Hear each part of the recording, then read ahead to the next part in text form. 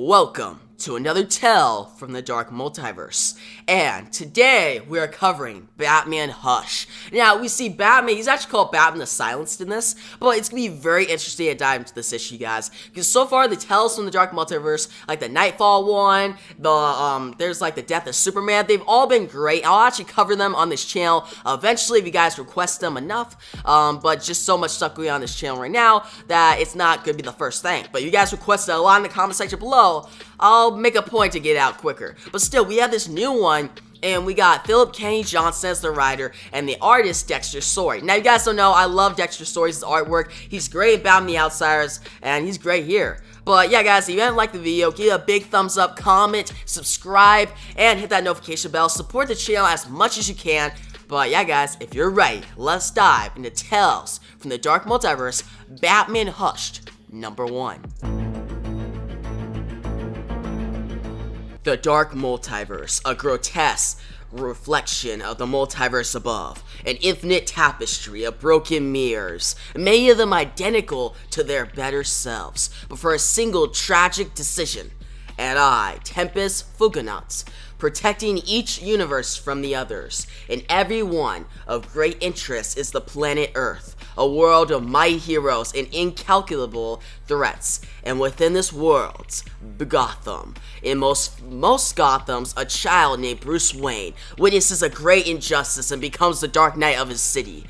Enemies rise to challenge him, including one from his past, his oldest friend, Thomas Elliott, who grows in resentment, ambition, and malice, who takes the name Hush and pits Batman's foes and even his allies against him. But in one Gotham, Bruce Wayne and Thomas Elliott are not just friends, but something akin to brothers.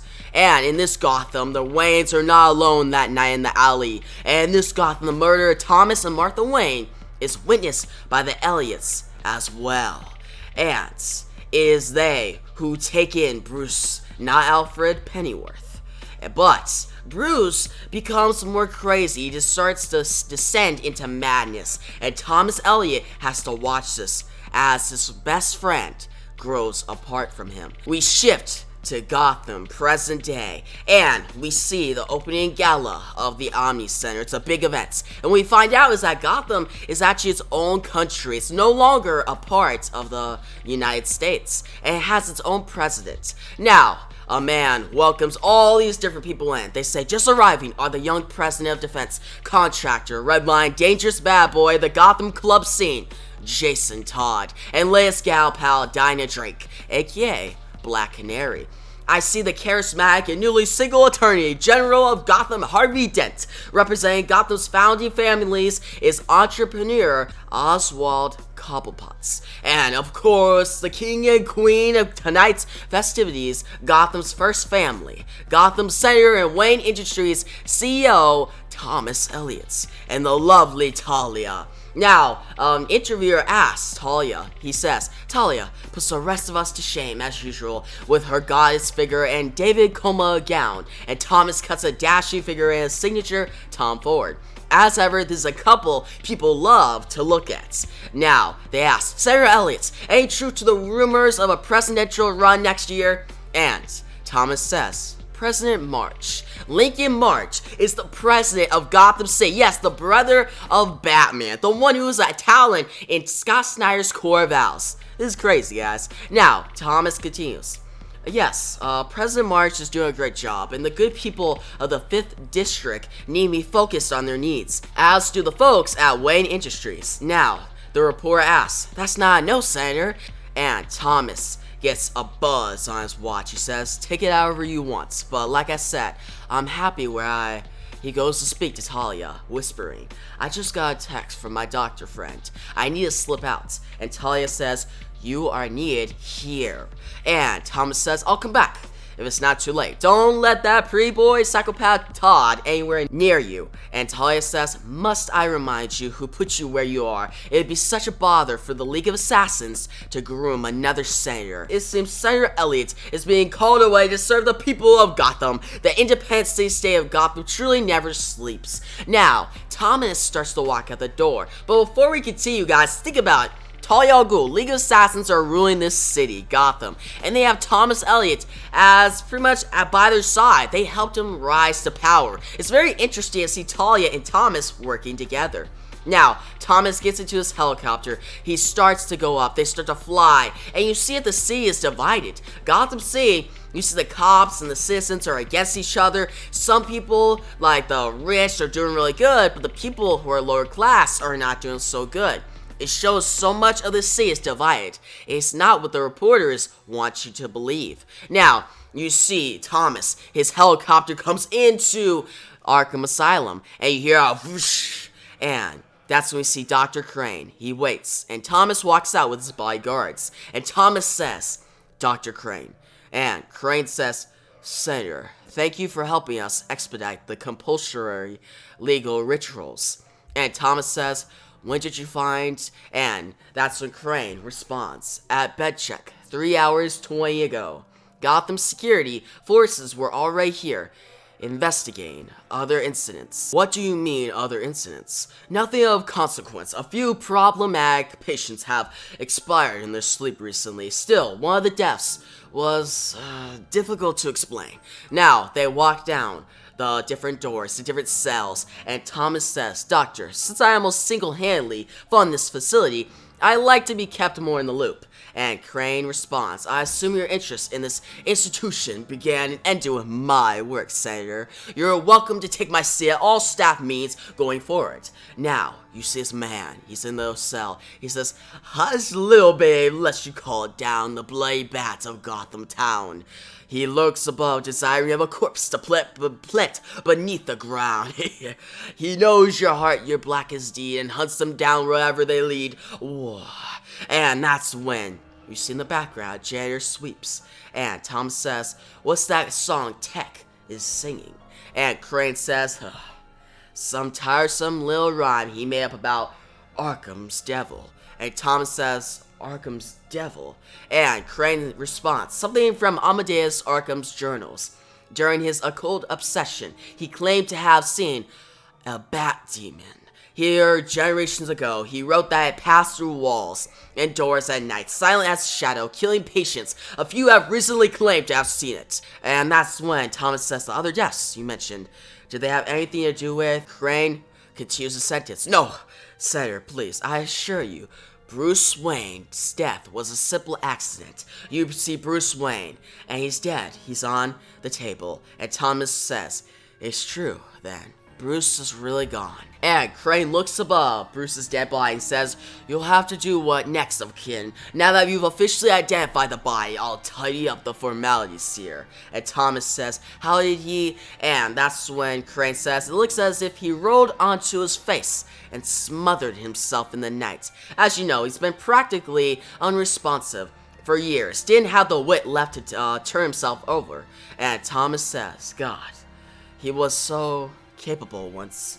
And Crane says, at the risk of sounding callous, this is quite a fortunate turn for you. Wayne Industries is officially yours. Now, yes, if I may be so bold, I often wonder why you didn't speed things along yourself. Keeping Wayne a vegetable was one thing, but I could have taken more decisive action if you asked. Not that I'm complaining, mind. He was exquisite test subject. None of the others lasted half so long. I'll name my latest fear therapy procedure after him, without his involvement in the waivers you so kindly provided. And Thomas says, Dr. Crane, don't talk about our arrangement ever again. And Crane walks away and says, of course, I'll show myself out. Feel free to stay a moment to say goodbye. Or whatever you people do. He starts to walk away. He says, by the way, there's something in his hand that might interest you. He was holding it when we found him, which was odd. It was never in his cell before today. And Bruce holds a handkerchief, a piece that says the mark of Zorro. Crane starts to walk down the cell, and you see Tech. And guys, you don't think about this, guys. Jervis Tech, he's right there, and Jervis Tech says, I am the bat of Arkham's home. Your souls belong to me alone. And glue my weight, my thirst to say, on meals so steamy and blood and bone. And that's when the Dr. Crane walks further. He says, give it a rest, Jervis. Would you Now, he walks by the janitor, and the janitor has purple hair. He laughs a little bit. He says, "Careful, Doctor. Floor is slippery." And Dr. Crane says, "Is there not something other time you could do this, some sort of thing?" And the man says, "You want me to mop later than this? What, like 2 in the morning? Folks think I was one of the crazies." And Dr. Crane walks away. Now, that's the light shop, yeah, pop, and they scream, "Ah, what?" And that's when they say, "No worries, Doc. We get rolling blackouts at this hour sometimes. I'll go get the emergency lights on." You're click, click, click. And that's when Dr. Crane says, the door is locked. "Why is this door locked?" And that's when they hear, "Sit tight. Emergency lights will be on a jiffy." And Dr. Crane says, "Wait, come back. Get this door open." And you hear a and then you hear a pop. And out of the lights come back on. You see red light. And you see above them, you see the Arkham demon, the Arkham bat come out. You see Bruce Wayne's in a Hush uniform. He has a new costume. It looks really cool, guys, I'll say that. But he jumps out, and Dr. Crane screams. And Jervis Tech says, "Hush, little baby, go to sleep. And may your rest be long and deep. But say a prayer and best beware the blade bat of Arkham keep." And you hear a shrek, a thrack, and he takes Dr. Crane in captivity. Now you see Thomas, he's in a helicopter, he starts to fly away. He says, "I suppose I got what I needed." And then he looks, he says, "Just visiting old, and he looks out, he sees the Arkham demon, the Arkham bats. He's on a gargoyle. He's watching." And Tom says, "What?" The pilot says, "Something on the radar?" And you see a bomb. You see a big missile coming here. Boom! And you see the pilot incoming. And you hear a boom. And they start to fly down. They start to crash. The helicopter crashes. You hear a boom. You hear a crunk. And fire starts to go all the way. You see the pilot is dead. The people with Thomas says, "Who's hurt? Everybody's still up with us?" And they say, "Pilot's dead. There's nowhere to go." All the people, all the lower class citizens start to surround them. Thomas says, "This is Thomas Elliott. Code red extraction. 2 Wayne units on my location immediately." And outside you see Barbara Gordon. She says, "They're coming. Get the sailor out. That's Thomas Elliott's ship. One of the architects of our corrupt, broken city." And she says, "The ones who murdered my father. The last good cop in Gotham." You see Barbara, she leads the outsiders. She says, "Outsiders, avenge Jim Gordon and take back your city." You see Barbara Gordon with Tim Drake and Cassandra Cain. And they start to go to attack. You see all these shots getting fired. Yeah, braka braka, yeah, boom. You see knives getting thrown into these bodyguards. They get killed, yeah, shuck. And Tim Drake says, "I got the far right one." They start taking him down. Cassandra Cain, she goes to slash one of the bodyguards. Yeah, quack. And that's when Cassandra Cain and Tim Drake get into the helicopter. And Tim says, as he looks at Thomas Elliott, "Nice to meet you, Senator. Big fan." And Cassandra Cain gets out her gun. And that's what Tim says. "That should be everybody." And Cassandra Cain gets a knife, or a sword actually, to Thomas Elliott's neck. And Cassandra Cain says, "Don't worry, Senator. Your fellow evil oligarchs will be with you very soon." But that's when she's stabbed into the chest. You hear a thunk. And she says, "Oh, Tim, she falls to the ground dead." Cassandra Cain on the ground. She's bleeding. And Dick Grayson comes out. He says, "You know who I am." And Tim Drake jumps. He says, "You're a Grayson." Dick Grayson has his sword, blood dripping on Cassandra Cain. You're a flump. And that's when the Grey Sun attacks. He says, "I am the Grey Sun." And he attacks Tim Drake. You're a shift. And the Grey Sun kicks Tim Drake in the back. You're a wham. Tim Drake is on the ground. He's bleeding. And the Grey Sun says, "Knowing that, is this really a fight you want?" And Tim Drake says, "Someday, definitely." He retreats. He gets away. And that's when Dick Grayson looks at Thomas Elliott. You see in the background, guns being shot. You hear blam, blam, boom. You hear braka, braka. And Dick Grayson says, "We should probably get going, Senator." And Thomas Elliott says, "Richard, I didn't expect to see you here." And Dick says, "President Marsh sent me to look after you personally. This wasn't the only attack. Attorney General Dent and GSF Captain Flass are missing. Old news clippings about the Wayne murders were found at both of their homes." Why is that? Now, we shift. We see Barbara Gordon. She's in a containment cell. Now, Dick Grayson walks in. He says, at last, Barbara Gordon, the Oracle herself. And Barbara says, I have nothing to say, you zombie fascist. And Dick says, I'm impressed. The outsiders really stepped up their game. And Barbara says, my people didn't bring down that airship. And Dick says, the attacks on the Elliots and Flats, I understand. But why dents? And why bother with the news clippings? And Barbara says, I said I have news clippings. And Dick says, your little reference to a family mugging 20 odd years ago. The crime scenes all had them. And Barbara says, the Wayne murders. This is starting to make a lot more sense. Okay, Richard, because I want to see where this goes. Here is one for free. I'm guessing Senator Elliott's airship was shot down by a LexCorp surface-to-air RIM 72 Raptor, right? There aren't any of those in North America with the exception of Santa Prisca. Several shipping containers of structure-grade lumber from Santa Prisca arrived in Gotham Harbor last week. Receiver isn't a builder. He's the preeminent defense contractor Gotham. That should be enough to get you back on track. Oh, and Elliott, don't worry too much about that little assassination attempt. I think you're about to have much bigger problems. And Dick says, I never liked Old Town. And Thomas says, everyone looks at you like they're hungry or something. And Dick says, I'm surprised you've even been here before.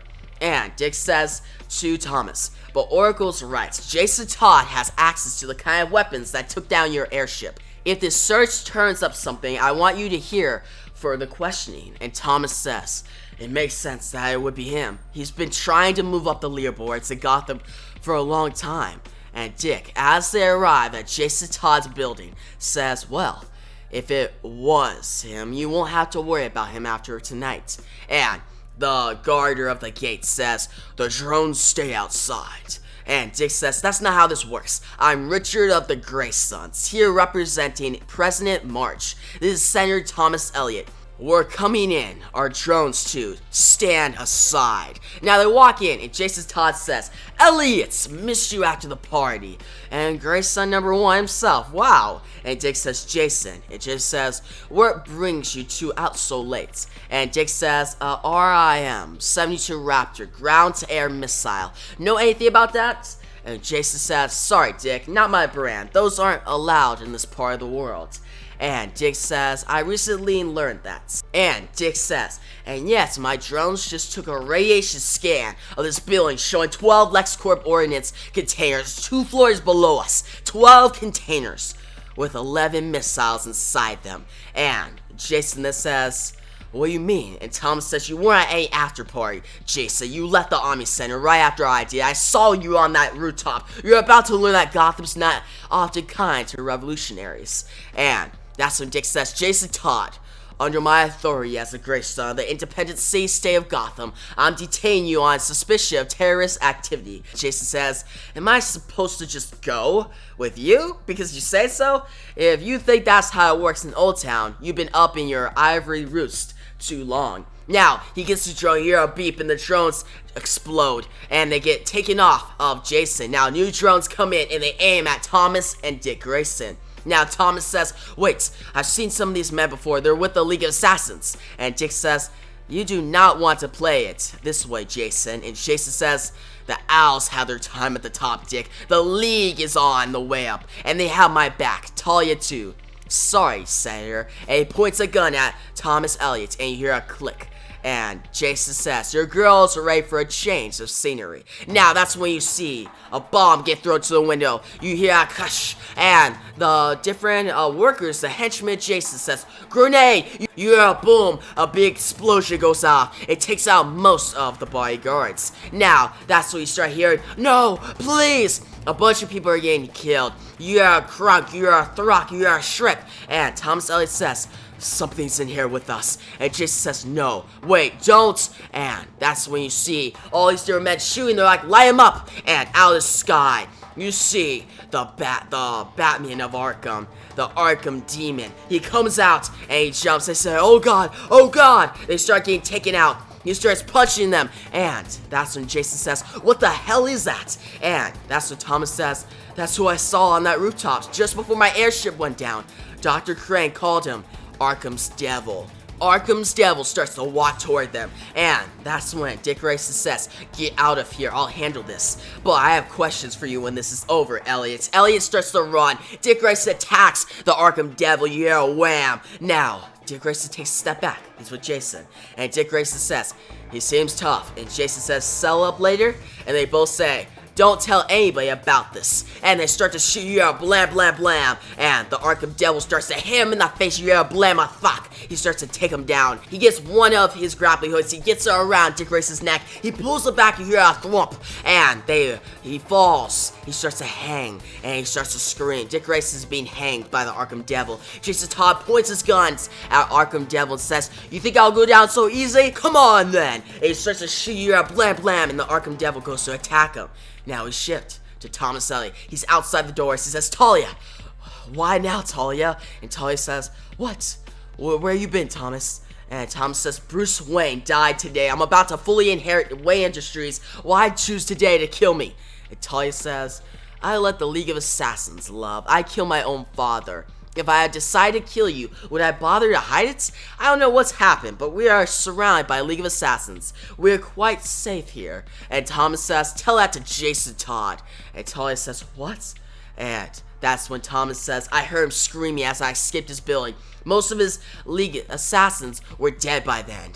This was after he admitted trying to kill me tonight with your blessing. Why does Jason Todd have your protection, Talia?" Talia gets close to Thomas and says, "The League of Assassins has grand plans for Gotham, Thomas.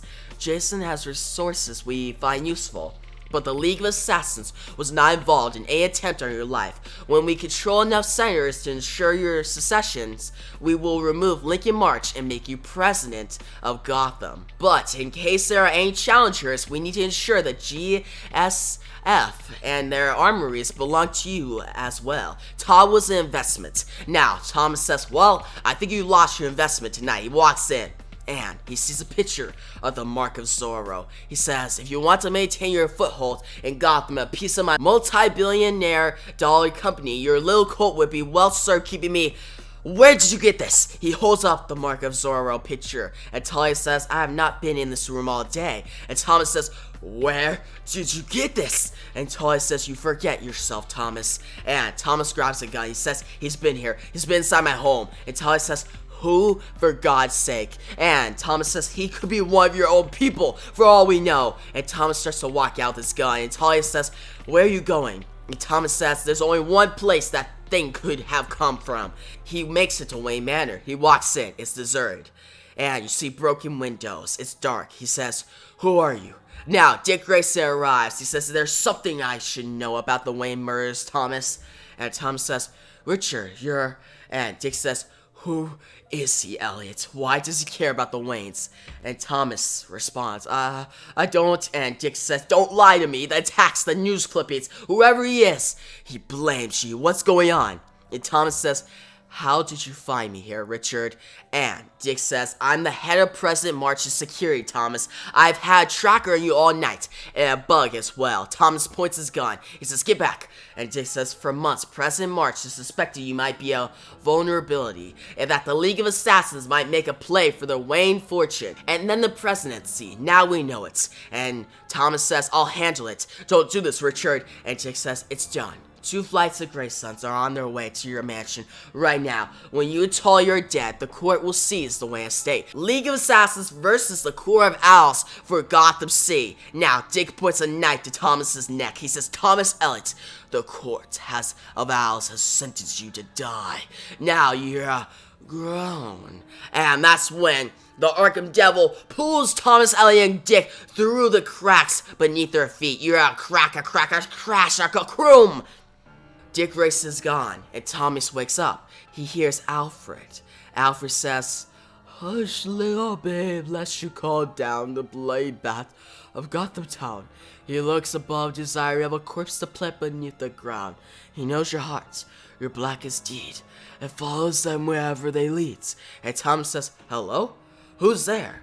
And Alfred says, Wherever you go, the bat will know and fight you with the devil's speed. And Thomas says, I know you. You were the Wayne's butler years ago. Arnold or something, Alfred. And Alfred, crunching down, says, I'm afraid you made a mistake coming here, Master Thomas. And Thomas looks around, he sees all these people, and they're trapped. You see Penguin, you see Dr. Crane, you see Jason Todd, you see all these people, and they're in bird captivity. And Alfred says, a terrible, terrible mistake. And Thomas says, Alfred, you did all this? And Alfred says, me, sir?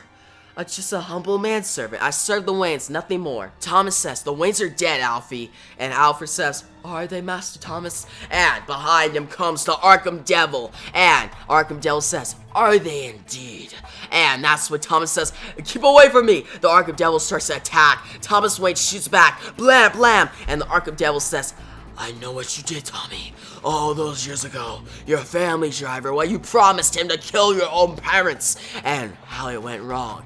And Thomas says, who are you? He falls off a ledge. He grabs on for dear life. You're a crack. And the Arkham Devil says, who else would I be, Tommy? He grabs on to Tommy here, a shriek, and Thomas yells, and the Arkham Devil pulls him up, and the Arkham Devil in the shadows. This is a really awesome image. He says, everyone's dead but us. And he throws Thomas back on the ledge and says, the Wayne's in that alley. And Thomas says, oof, he falls to the ground. And Arkham Devil continues, the Elliott's on that road a few years ago. The driver's killed in a cell, awaiting trial for another crime. Even the decent cop who took the call. And Thomas says, you're not Bruce. And that's when Bruce says, when your parents took me and your mother said the boys will finally get to be real brothers. How Dr. Crane laughed when I told him that story. The idea that I was ever like a brother to you, who took everything away from me. And Thomas says, you died. I saw your body. And the Arkham Devil continues, you weren't my only visitor in Arkham, Tommy. Alfred was always with me. And so was the handyman we planned at Arkham, Jack Napier. So Joker and Batman are working together, guys.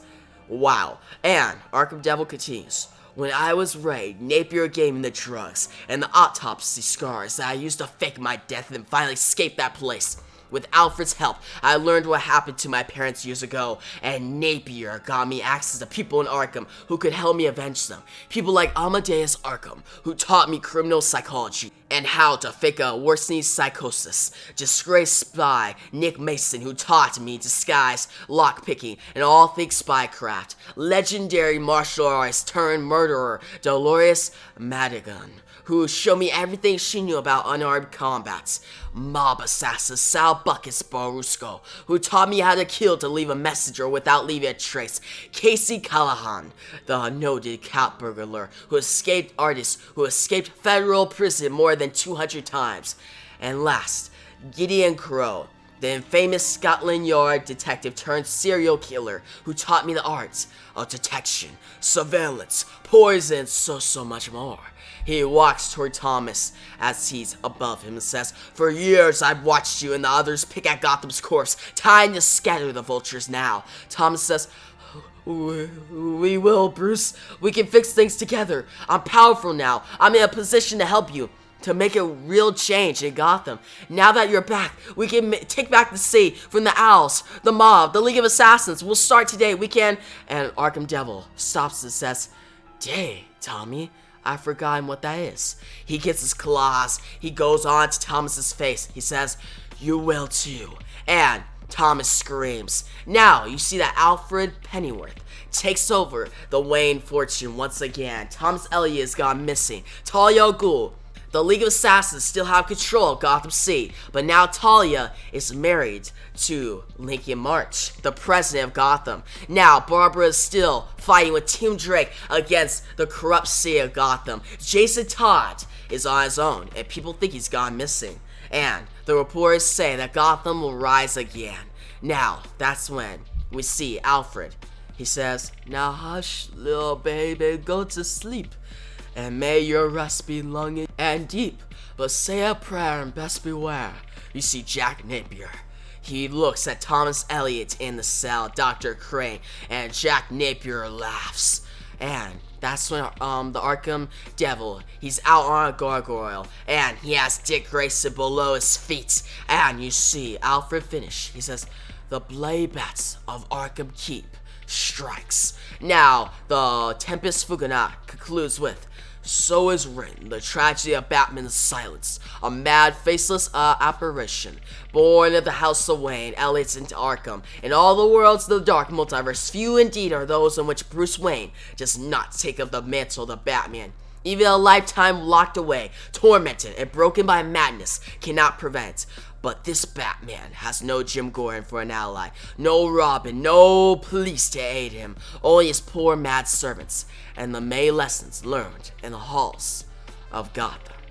Next, we'll cover Flashpoint. So guys, that was Tales from the Dark Multiverse Batman Hush. Now guys, that issue was amazing. I'll just say that. Like, I was really surprised by this, because I thought the issue would be good. Like, it looked pretty cool. I'm a big fan of the Batman Hush storyline with Thomas Elliott. It's one of my favorite Batman stories of all time. I actually have the whole trade, guys. I got it one time at a comic book shop. It was amazing. But still, that storyline's so cool. And to see it flipped on its head and that Batman becomes Hush, that is great. And his design, guys. His design, I just really love this design. It looks really cool. The cover itself. And this whole Elseworld, honestly, I don't want this to just be a one-shot. I want this to actually go on. Like, make a whole series about it. I would cover that all the time, because seeing Tim Drake, Barbara Gordon, they're actually like the outsiders, they're fighting back. Seeing Cassandra Cain get killed by Dick Grayson, who's now a Grayson, like, that was shocking. Now guys, and also Barbara and Dick Grayson's relationship, where they're like rivals,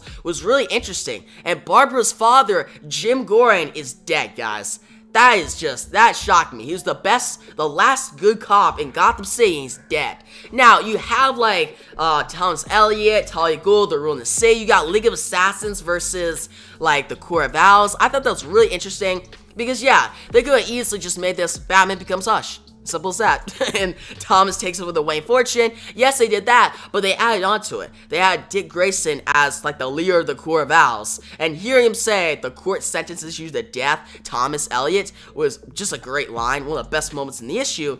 But also, seeing Talia just ruling everything was really cool. And Jason Todd, how he's ruling over, and how he gets away at the end. Like, it had a role for everybody in this whole one-shot that it makes me think that this story can move on. You got the Arkham Devil. Like, this is just the beginning, guys. Arkham Devil can keep going after people. You got Jervis Tech. You got Dr. Arkham. You got that Joker. Guys, Jack Napier. I found it really cool that Jack Napier and freaking Batman working together. Like, that is just so cool. And I would like to see more of that. And guys, something that's interesting. In Batman 3 Joker, you saw a janitor at the end that kind of looked like the Joker. Here, you see another janitor that is the Joker. So what is DC telling us? Is that janitor actually going to become a Joker? Or is this just, you know, they're just doing it here, and it was just a coincidence? It's probably just that. But still, I found it cool that when that part came, we see janitor just mopping, I'm like, is that the Joker? And they started talking, like, I'm pretty sure that's the Joker. But by the end, I thought he'd be in prison too. But to see him actually working with Batman the Silence, by the way, a dope name, Batman the Silence, was so cool. And guys, the art by Dexter Sword. Dexter Sword did a great job on Batman and the Outsiders. That whole series, his artwork was amazing there. And guys, Philip Kennedy Johnson, I haven't read that much of his work, but his work here was really good. The writing was paced very well. There's a lot of action, a lot of like horror vibes, a lot of suspicion. He placed all the characters in interesting positions and left it on a note that I want to see more. That's something that these one-shots have to do. And I hope they continue with this. But yeah, guys, overall, I'm gonna give this issue a 9 out of 10. I definitely recommend. I'm really excited to cover Flashpoint next. Guys, that's gonna be so cool. I'm wondering how they're gonna flip that big storyline, Flashpoint, on its head and make it even darker. Like, how darker can you get with that?